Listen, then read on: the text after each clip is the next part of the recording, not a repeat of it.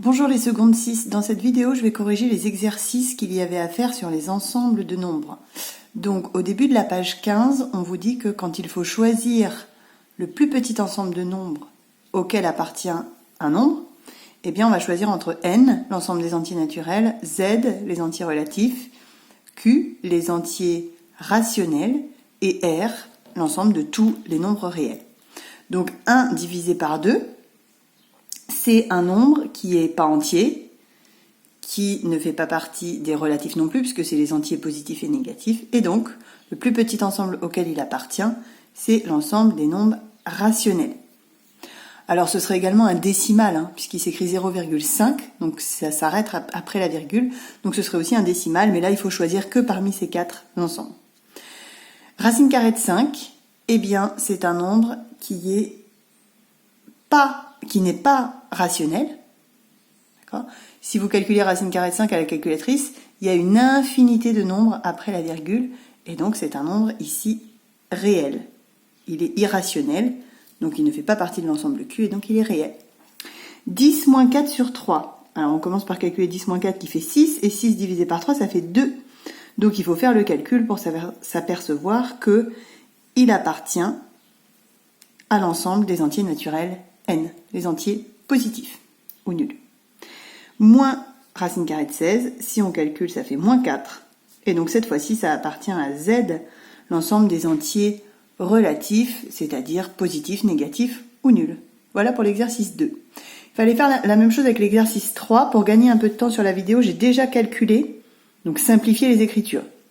Pour la première question, on nous demandait 1,5 plus 1 tiers plus 1 sixième.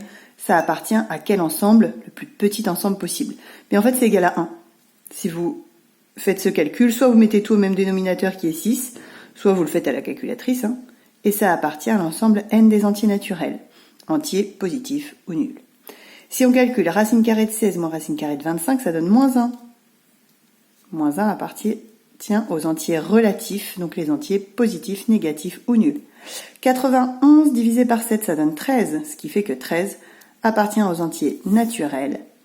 Et pour finir, 34 demi moins racine carrée de 289, ça fait 0.